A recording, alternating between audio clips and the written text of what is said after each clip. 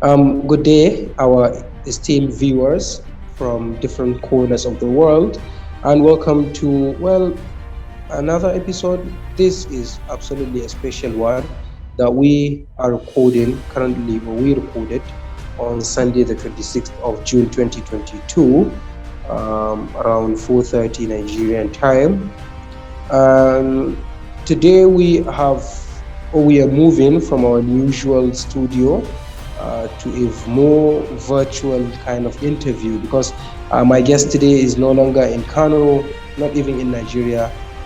He is in the United States of America, and he is currently living in Texas, in the state of Texas, right, Doctor? And we are going to discuss intensively different issues regarding the Nigerian politics.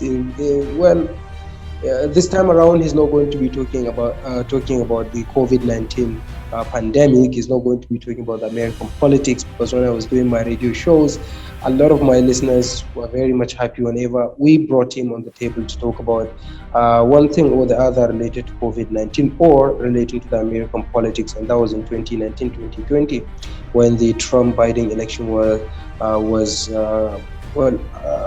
closing in. Today, he is going to be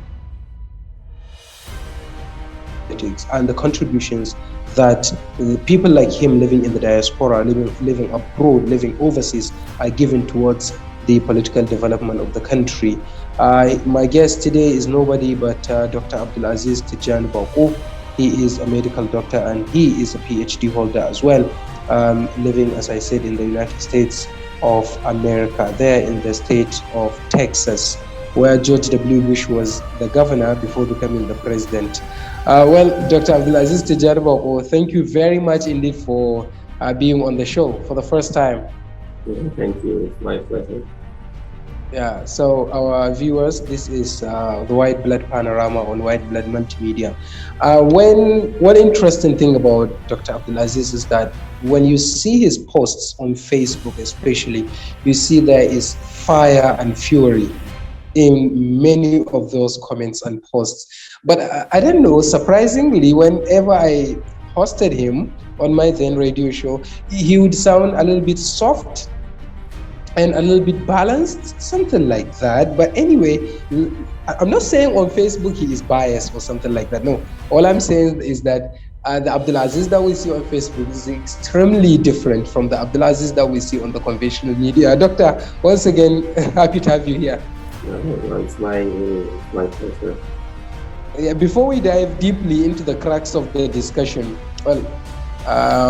let's get to know something about yourself, your biography. Who is Abdulaziz Tijanabo, Doctor? My humble self, I am Abdulaziz Tijanabo. I am a medical doctor.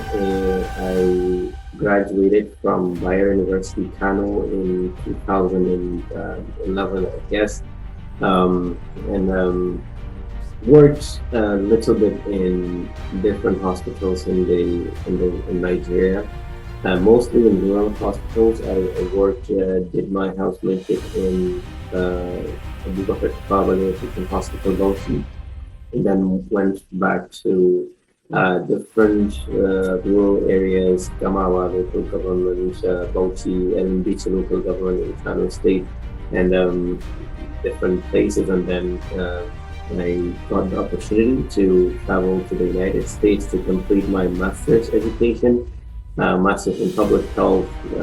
After doing that, started a degree in science journalism, and then also completed started a PhD degree before completing that master's degree, and then started my PhD in health policy at Indiana University, which I completed in 2021.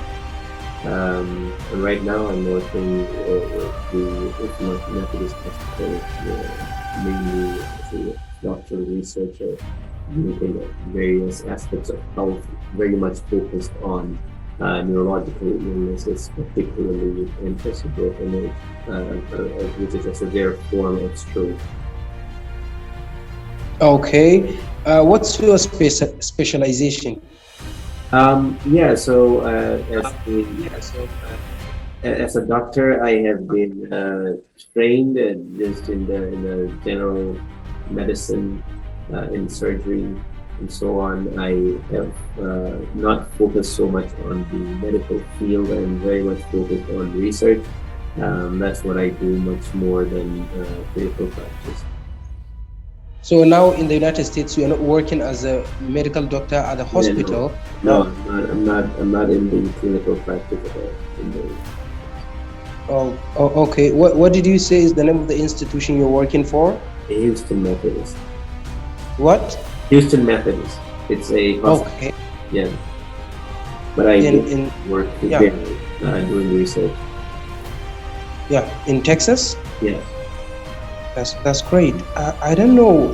How did you get the opportunity to study in the US? Is it a scholarship that you got from the Concourse administration, or you got paid by your parents? No, it was actually a much more of luck and serendipity. I was sitting in my home with my friend who informed me that actually there is a scholarship that is being offered by the state government, the Concourse administration in 2012. He told me about the scholarship, and he wasn't very serious about it. He thought that it's just government publicity. It's not gonna materialize and so on. And I thought that, well, that's an opportunity. I need to try, even if I will not get it. We all know that in the country, when all these things happen, it's people um, who have some people that could stand for them, people who have some influence that eventually get those kinds of scholarships. But that didn't deter me. I went there, submitted my documents, and I was lucky to be one of the individuals that were chosen to come to the United States. That's really significant, and that's why you are an ardent supporter of Konkoso and Konkosia movement. Yes. That's great. Okay, so let's jump into the topic. Why are you so interested, especially in social media, Facebook to be precise, in political commentary? Yes, of course, during the COVID-19, you posted a lot of information about the COVID-19, sensitizing people, informing people about how to protect themselves. And then you did a lot of live streaming. You did a lot of videos, and you still do some of those things on a weekly basis, probably I think on Saturdays with Dr. Marzouk and your other friends, even though you are not restricting yourselves to the COVID-19 stuff. But why are you personally so interested in the political commentary now? I think politics has been part of my life throughout, as far as I can remember myself. I've always been interested in politics. When I was in the university, I was doing my undergraduate degree in medicine. I have participated in the student politics very much as anyone could in any department. I have been in many different student organizations, National Association of Kano State Students, the SUG, my university Kano, participated in the NANS elections that saw Bashir Babale become the president of the National Association of Nigerian Students. I have done, I've participated in many political activities at that point in time, and I have invested a lot of time into kind of looking into the political life of my university panel students. And did it affect your undergraduate studies? Sorry to No, cut I you don't off. think it did. We tried as much as we can to allot time for our studies, and also allot different time for these extracurricular activities. So it's kind of trying to get a balance in life, not to just focus on one thing and leave the other aspects of life to go to waste. That's great. Okay, so because of that undergraduate spirit, that is why you are still interested and heavily involved in politics, even though your politics is more of a social media politics. Yeah. Yes, when I was in Nigeria, my politics was much more of grassroots and underground politics. I have participated a lot in many of the elections that I was able to participate in. I have campaigned for different political parties and also different candidates. Saw some candidates win the election. So yeah, I mean, it was a good experience, and I fully participated in those political processes. That's very good. So now, the topic, as we said, we're going to discuss is the contributions of the Nigerians living abroad towards the political development in the country. What do you have to say about those contributions?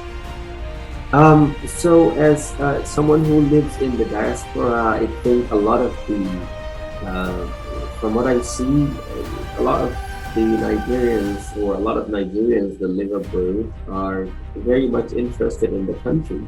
It is their own country. They would really like to see things change. They would really like to see the development that they have been able to enjoy in those countries come to their own country.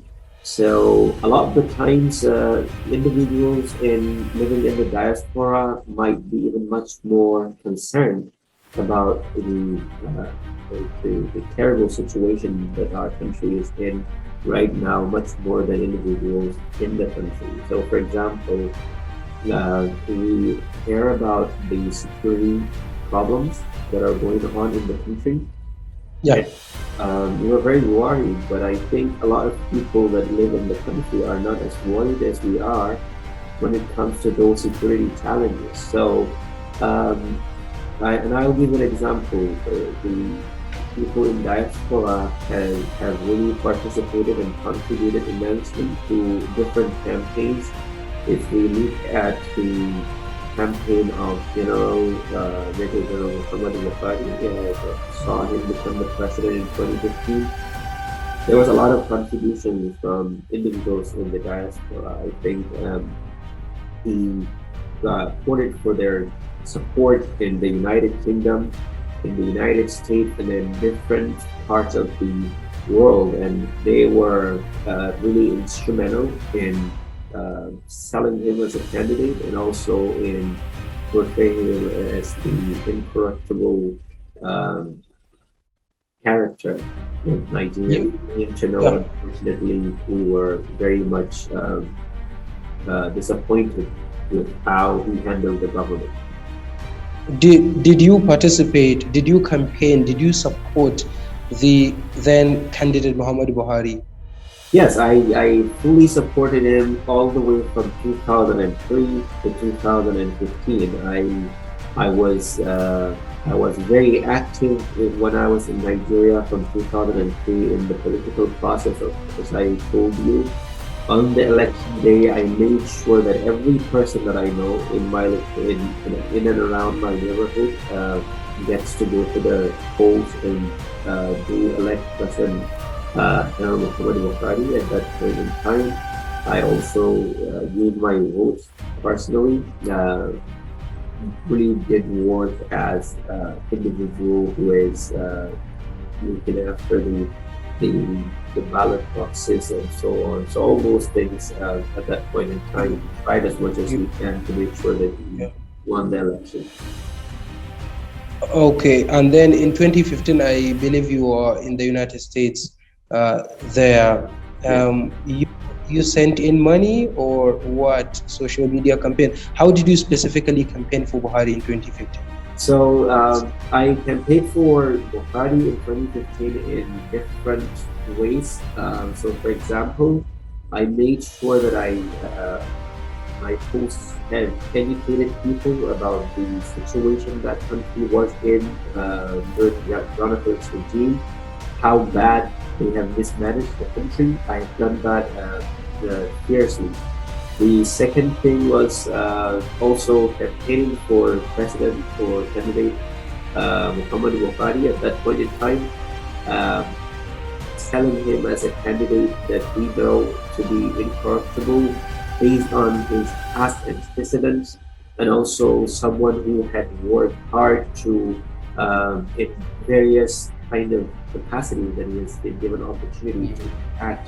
For example, the Petroleum Trust Fund, how that that that agency really worked and did provide a lot of material support to education, the education sector, to the health sector, and different, even the transportation sector. So we try to sell all those and make people become aware. We also participated by contributing money and also asking many people to contribute. So I think those are the many areas in which we help the campaign. Okay, now let's talk about contemporary era. These 2023 elections are approaching. We are talking about less than a year to the general elections. How do you guys get the opportunity to vote while you are not in the country? Does Nigeria have a system of kind of mail-in voting system, voting from overseas, or that you guys have to come down to the country, vote for whoever you want to vote for, and then get out? Unfortunately, it is. We still do not have that in place where citizens are able to vote while they are where they are in every part of the world. We don't have that system, and I think it is high time that we start having that system. Given that we all know that it is very difficult for any of these votes to change the outcome of different elections, right? We know that even if that opportunity is provided, we can just count on few thousand votes because people generally have to pay to vote, right? Except if the country, it's on its own, can provide a sort of system where the government pays for individuals voting. But I think in general, I would expect, and I would even highly encourage that individuals who want to vote outside the country should be able to vote, but they have to pay for their votes through the mailing system. So I guess it is high time, but we're not yet there. Okay, so in reality, Nigeria doesn't have this system in place of voting from other countries overseas, mail-in vote. That's what you guys call it in the US. I don't think we have that system. But Nigeria has a lot of embassies and consulates, consular offices, consulates, of course, in different places in the world.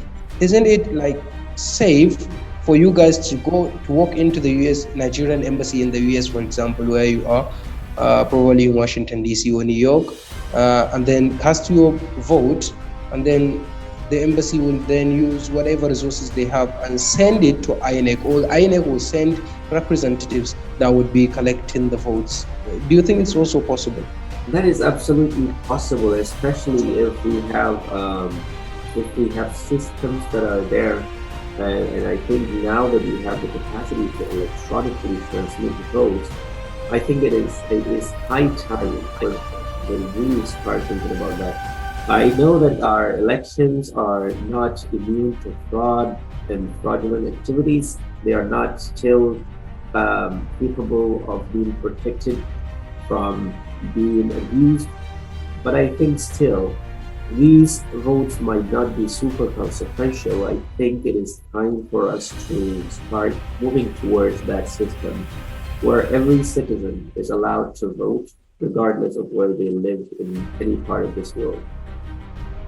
That's good. Even in the United States, there are issues around, of course, influence in the election. People always ask doubt about the validity and also looking at whether those votes are really genuine.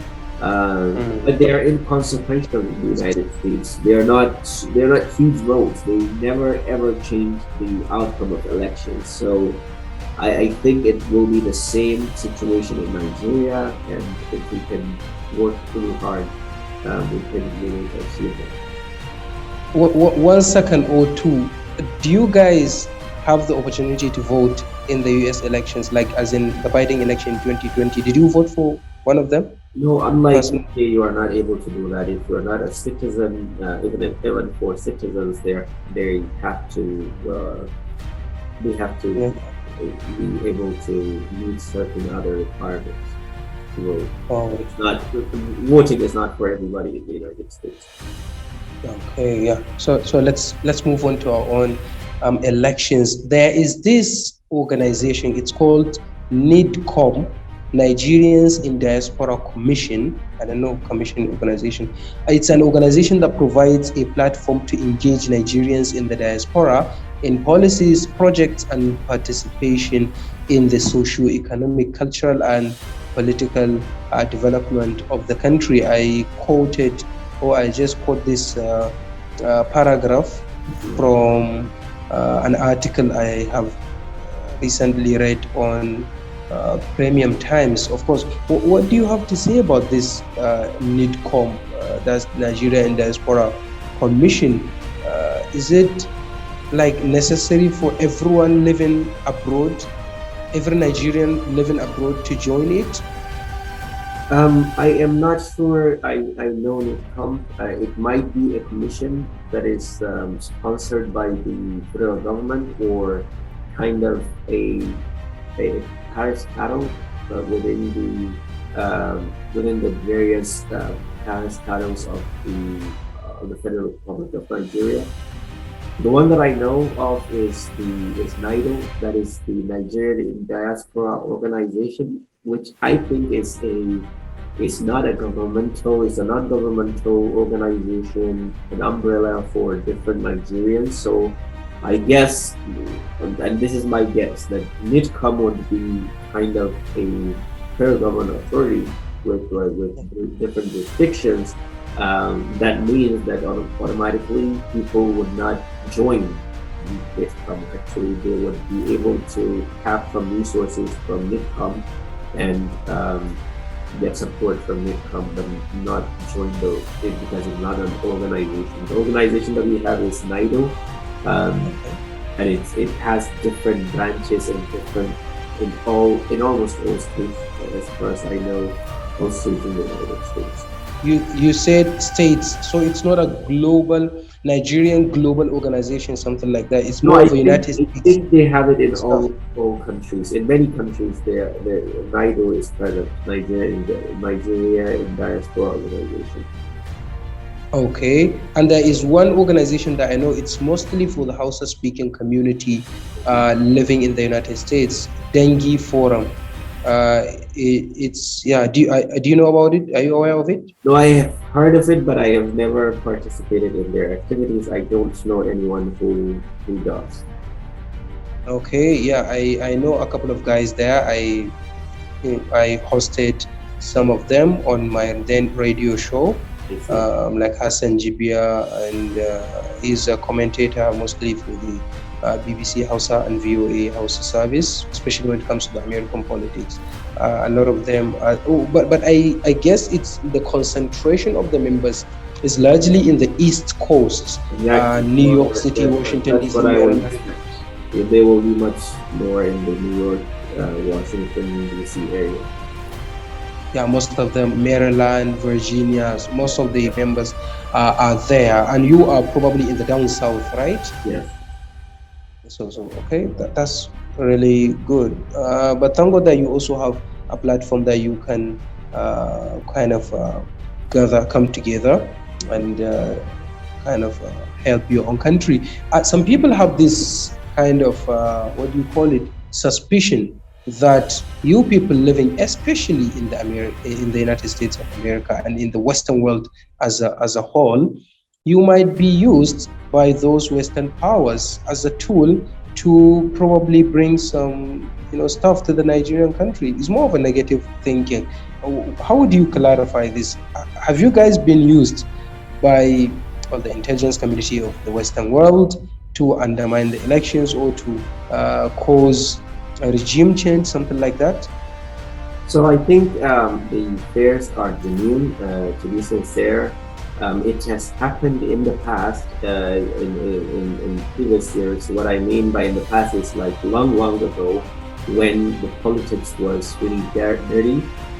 For example, if you look at what happened during the Cold War, a lot of different agents who live in outside countries have been used to undermine the political processes in their countries. It has happened in Iran, it has happened in Cuba, it has happened in many different countries. So that kind of fear is genuine. But Nigeria is a United States partner. We are not in that kind of situation um, where Nigerians would be used to undermine any political processes. I don't think I will not expect anyone in the United States to think of Nigeria uh, in that kind of way. I don't think there would be anyone who would be used by the United States to undermine any process in Nigeria. I would believe that the United States has interest in political stability in Nigeria, so it would not have any kind of genuine interest in wanting to destabilize our country. They are better off Yeah. with a stable Nigeria than an unstable Nigeria. And one thing I wanted to add was um, there might be differences in terms of what you see in your country, and for example, the capitalist system in the United States and many other things. They might be enticing, and people might be interested in seeing them being implemented in Nigeria, and that might cause some tensions or differences of opinion between people who are in Nigeria and those who live in the United States, and they might think of that as well as kind of an encroachment or an attempt by people in this country to influence what happens there. But that's unfounded actually. In a sense, to clarify the point, you guys are not being used by any foreign intelligence agency, be it CIA in the US or MI6 in the UK or even KGB in Russia, to undermine the political system of Nigeria. Definitely not. I can't think of anyone that is being used in that sense. I don't think there will be anything. Yeah, but a lot of people, as you also have pointed out, the US, there was evidence of the US meddling in Cuba, in Iran, even in Japan. Mehdi Hassan produced a video a couple of years ago talking about meddling in the elections and the debate around it, and how the United States, using CIA, pumped a lot of money in to influence and many elections, even one election in Russia during, I think, Bill Clinton. The, and that's why some people are making the connection. In 2015, the then US Secretary of State, John Kerry, visited Nigeria a lot of times, and he even held a secret meeting with now President Muhammadu Buhari, the then candidate Muhammadu Buhari, and Goodluck Jonathan. I think the outcome of the meeting has never yet been public. I don't know personally. You probably have known it, but I have not since that meeting heard any of the outcome. But we knew that there was a meeting between John Kerry, on the one hand, Goodluck Jonathan, and Buhari. So that was where some people started to raise some red flags, some suspicion that probably the US also helped bring Buhari into power. I think we just have to be fair to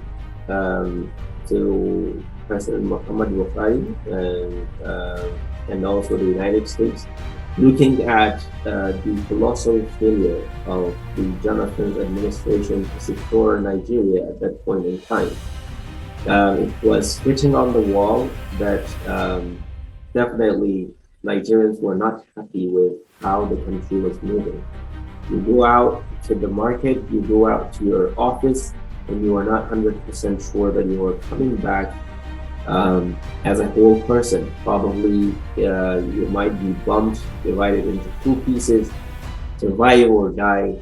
And that was a terrible situation at that point. And I'm not saying that things have are different now.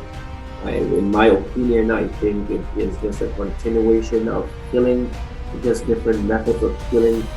But I don't think in terms of numbers and in terms of proportions, there's anything that has changed. I think it might have even been made worse. The number of people that have been killed, the number of people that get continuously killed, are increasing by the day. Okay, before we continue, Doctor, how many minutes have we spent now? I did not know. I did not note the time we started, but I think it will be close to 30 minutes. Okay, so let's assume it's now 25 minutes. Okay. There are a couple of questions that I want to ask you about social media. Okay. So let's move on briefly because we are running out of time, Doctor. Yeah, that issue we started talking about is really important, hugely significant. But there's one important thing now, that's social media. Social media has been playing a significant role in, bringing somebody to office and in bringing somebody out of, getting somebody out of the office. We saw in 2008 that Facebook, not as a company, but Facebook as a platform, helped Barack Hussein Obama become the president. He used it to campaign, and for him, in 2015, social media platforms, different of them, including Twitter and Facebook and even WhatsApp at that time, were used to help bring Buhari into power here in Nigeria. This question, how do you think, how are you satisfied with the way we Nigerians are using social media, especially when it comes to politics? I think we're doing well. We are working hard on the social media. There are a lot of different negatives there. Fake news, misinformation, malinformation, and all those. I think that is a problem, and it will continue it will continue to be. We will continue to sanitize the process, but I think still Nigerians are doing well on that front. Okay, shall I continue? Yes. Oh, okay. Okay. Let's now talk about this issue. Social media has been playing a significant role in politics of different countries. Now, are you satisfied with how Nigerians are using social media politically, especially? I think we have been doing well in that regard. We have been campaigning for our candidates. There are a lot of negatives. Fake information, misinformation, malinformation. Those are things that we have to work together to sanitize. But I think many politicians have used it effectively, and it has worked really quite well for them. So we're using it, and then just like other parts of the world, it has been useful in that regard. Most of the people that are on social media are young people, are the youths, and some of those youths do not even have the PVC. So if a candidate sees that he or she has a lot of followers on social media, it's not a guarantee for him to win the election, because most of those guys who are hailing him on social media do not even have the voters' cards. Yes, that is a problem. I believe that a lot of those young people, they have been motivated to acquire their PVCs. But the biggest problem is not about candidate being loved by people in the society, because I believe every time this kind of topic comes into the light, I see it in a different way. So, for example, I am in the social media and I am supporting this candidate, but I'm not a person in a vacuum. I live in the context of a society. Probably I might influence one or two people who have PVCs around. So I think we should not underestimate the value that comes with these social media supports. I think they are important, Sometimes they might be skewed because people pay for them. People pay for people to come into the social media to kind of hype their popularity, but that's in reality not the truth. But still, I think it is an important aspect. The second aspect is how our elections are being kind of very much influenced by how much people spend in vote buying.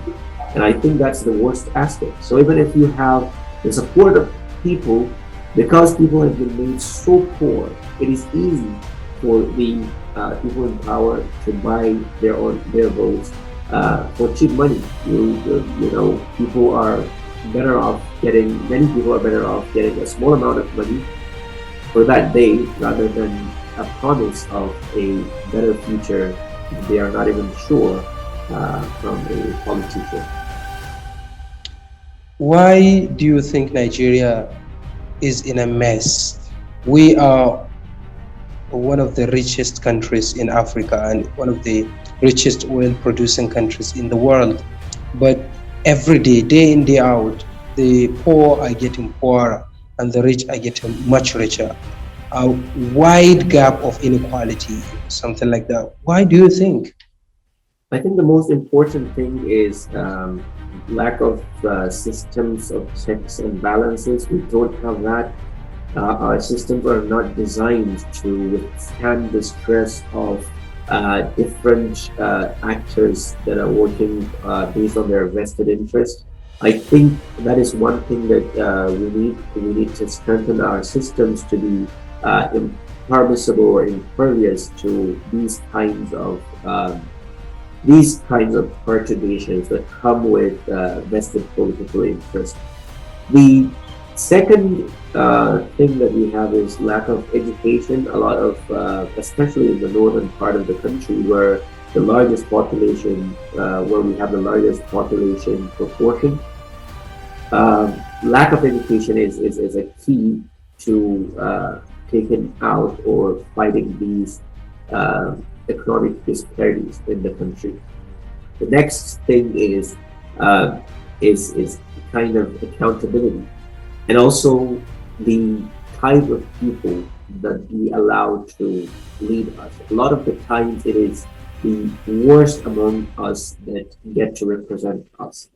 Just about 2 days ago, I was looking at one person who is supposed to be a representative of of the North, speaking English, and from all indications, we're not saying that English is a measure of whether you are going to school or not. It is actually, but to only to a certain extent.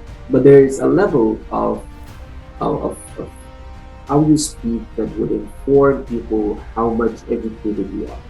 If that is the kind of people, and this position, House of Representatives, it's not a position, it's a position that only relies on your ability to communicate what your people are interested in, what your people want. And if we are choosing people who cannot even, construct a simple sentence, just one or two simple sentences, and we are sending them as our representatives, it says a lot about the. I was saying that um, I wouldn't I wouldn't be angry with anyone from the southern part if they think that that is how all northerners are. Because if those are the kinds of representatives that we send out there, those are the people they know that are northerners. And if though that is the kind of that is how unprepared they are, then it only makes sense that people make that kind of conclusion. Doctor, someone would say English shouldn't be over exaggerated as the like the yardstick we should use to measure someone before we send him up there. It's supposed to be someone who has the vision and who has the willingness to bring changes to represent us very well and help make policies, pass laws that would better our lives. There are many people who can speak perfect English, Queen's English, American English like yours, but when they go there, they kind of warm the seats, as we normally use in the phrase in Nigeria.